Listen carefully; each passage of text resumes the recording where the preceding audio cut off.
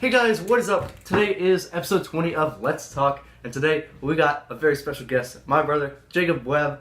Welcome him to Let's Talk. This is a very special episode.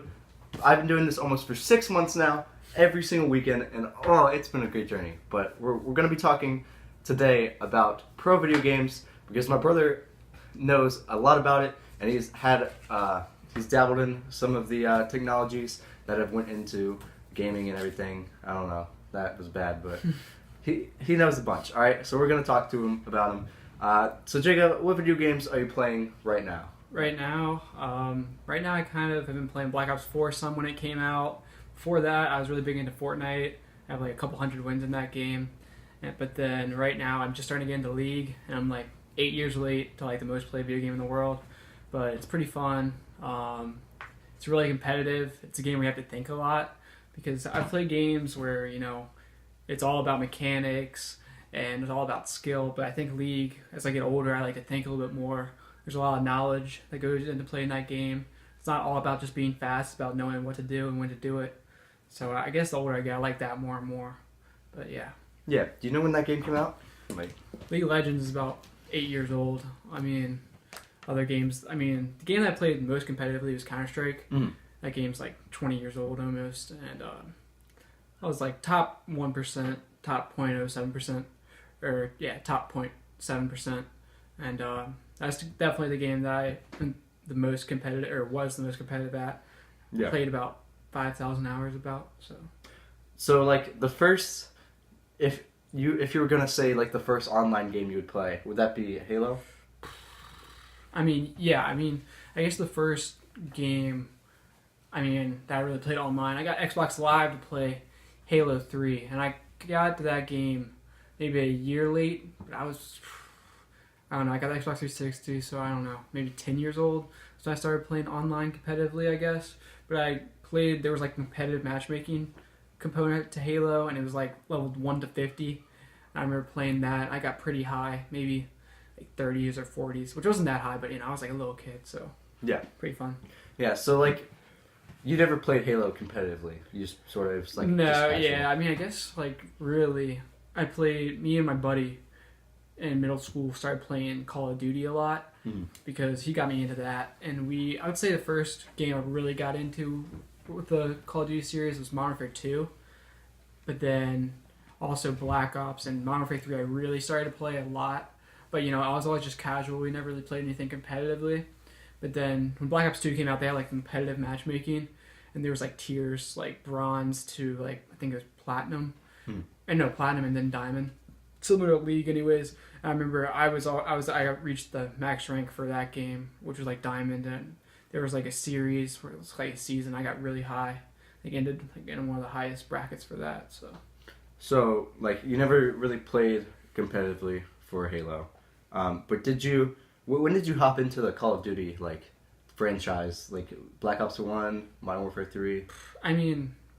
Like my first gaming console was Xbox original, and my mom would always get like these games at like yard sales and stuff.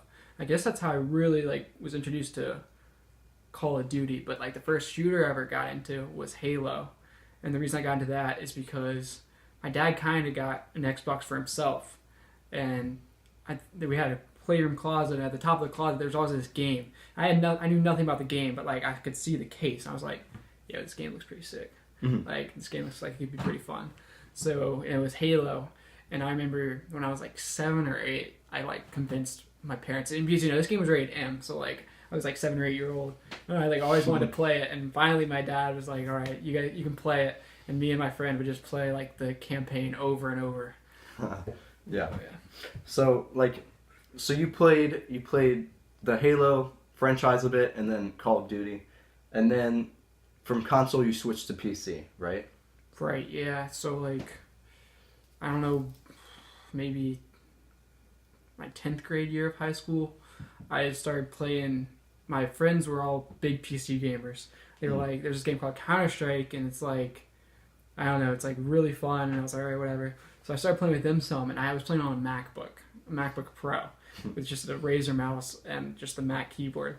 But I remember just playing it, and like I had like this horrible setup, But then I played it so much, and like at the beginning they would all do better than me. But then once we played for a couple weeks, I started like doing better than them, and then like I was just like really good at it for some reason naturally. So then I played that on my MacBook for a long time. I finally asked for a PC for Christmas, and I got like a really nice PC. And then I started to like go up the ranks a lot, and I got to Supreme Master First Class, which is like under global, but like getting global at that time was so hard. There's like hackers, and it was just almost impossible to get global. So I started playing on something called ESEA Pro League servers for a couple months before I got out of it. But I was like ranked B plus A minus, which is like really high. And I just remember I was really mechanically gifted. My game knowledge was good, but I was just really quick and fast, and it's really fun. Yeah. So you said you were like how high? Like top 0.7%. So Point- like 1 in 100 players would be like me. Yeah, that's insane. All right. So after you played Counter-Strike, you switched over. Did went directly to Fortnite, right? Not really. Like that was so like I remember I was like going to college, and I have a really nice computer, and I didn't want to bring my computer to college with me. Mm-hmm. So that's kind of the reason why I stopped playing Counter-Strike. Yeah. So I mean, otherwise I still probably be playing it, but I kind of took like several months off from gaming just because it was like my first semester in college, and I wanted to focus on that. But then I started playing Fortnite in like October, like right when the beta went live, and that was really fun. But like I just played in my dorm on like a huge TV and like not competitively at all. All my roommates like, dude, this looks so stupid. Like this game's like so stupid. I don't even understand why you're playing it. And then like that Christmas is when it really got really big, like in college. It's like now like kids play a lot, but like when I was in college, everybody was playing it last Christmas time. So like that was huge then. I was like way early to the punch. So I was already like racking up like, 15 kill, 20 kill dubs. Yeah. Like my record's like 22 kill duo and like an 18 kill solo. So Yeah, you never played PUBG, right?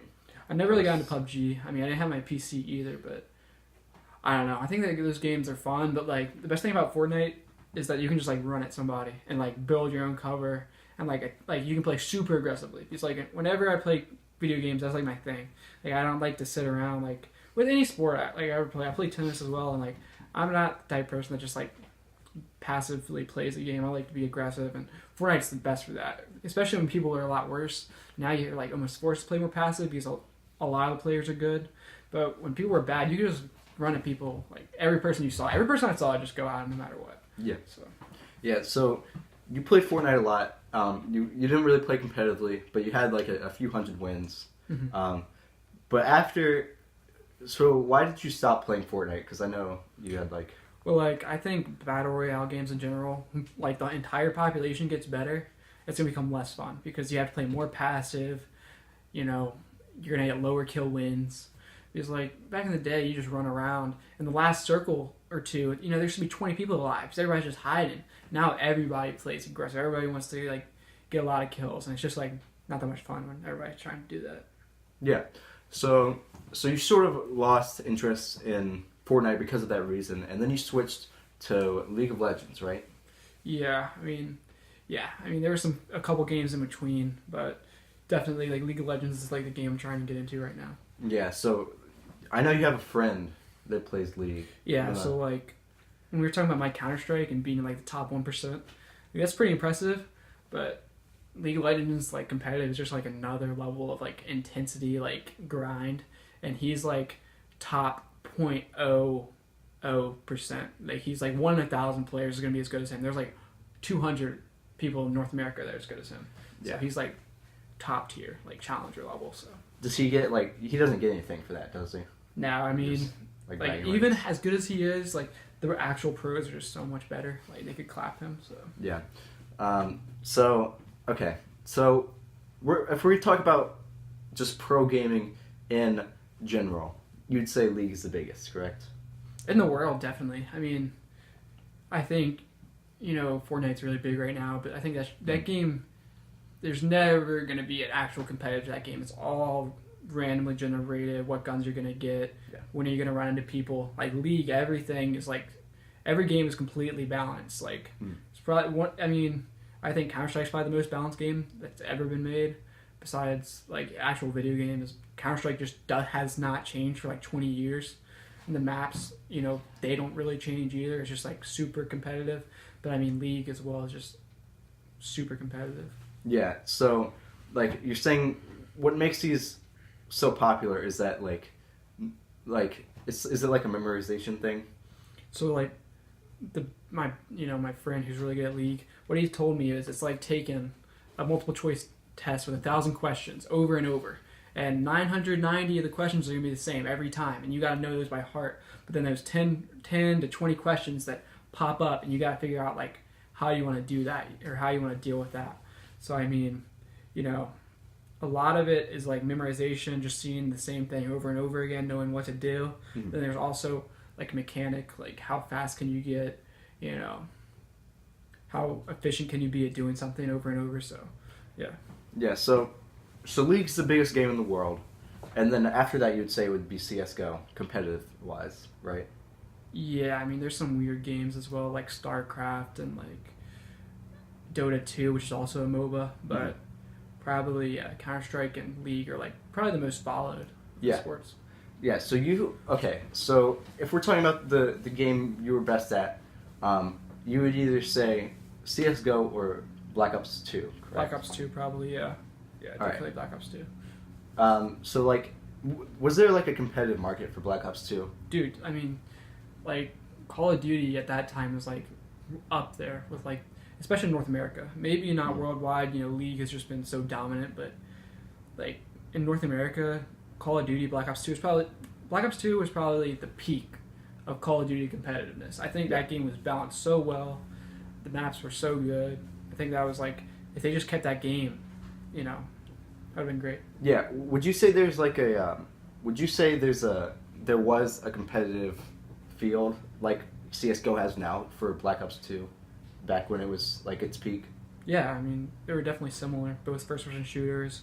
I mean, I think, though, when it comes to, like, gaming, if you're really going to play a video game super competitively, like an esport, then you're going to have to play on PC. I don't care, I mean, the argument for the controller or whatever, but you're never going to be as quick or as, precise as like mouse and keyboard. That's, I think, once you move to the mouse and keyboard, when you look back at, like, console gaming, yeah, it's fun, it's competitive, but it's never going to be quite as competitive as, like, keyboard and mouse.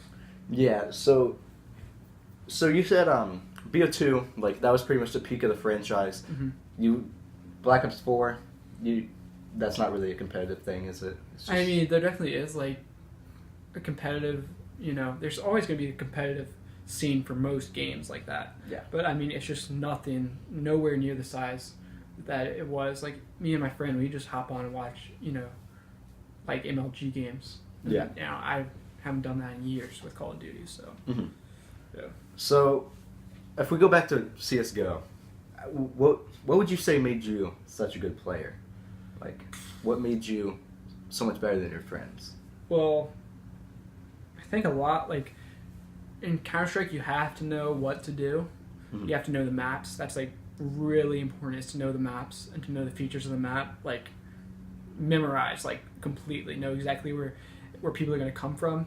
Because you just having that ability to aim or predict where people are going to be, you have to know where the enemies are coming from and, like, the timing of when they're going to come as well. Yeah. Because you have to know, like, how to set up for, to defend and when to push and how to push with your team. But then after you kind of understand that, a lot of my specialty when I came to Counter-Strike was I would just play so aggressive. Counter-Strike, the headshot mechanic is, like, insane. You have to, like, stand still in Counter-Strike to even, like, aim accurately. But if you shoot somebody in the head with an AK, it's a one-shot kill. With a M4, it's a two-shot kill. So the headshots in that game are, like, insane.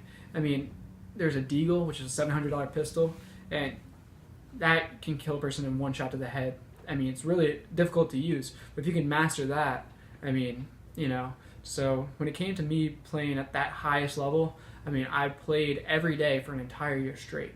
And usually I play 3-4 hours a day. Mm-hmm. And my mechanics, my ability to aim and how quick I was, that's, like, what really helped. And, like, you just got to be aggressive. You can't just sit there and, be passive. You just got to go in. So, yeah. Yeah. So it was really just, like, you gotta just keep playing and like memorize spots and like memorize movement patterns and everything. So yeah, thank you so much for coming onto the show. That was episode 20. I know we ran out of time, but it was very good. Thanks for talking to me. So yeah, do you have anything you want to plug, like social media or anything? Nope. All right. Hey, guys. Well, thank you guys so much for watching. Hope to see you guys all in episode 21 of Let's Talk. Make sure to tell us in the comments what you thought about today, and we will see you guys later. Peace out. All right, see you guys. Thank you, Jacob. All right, see you, buddy. Gotta go. Very generous.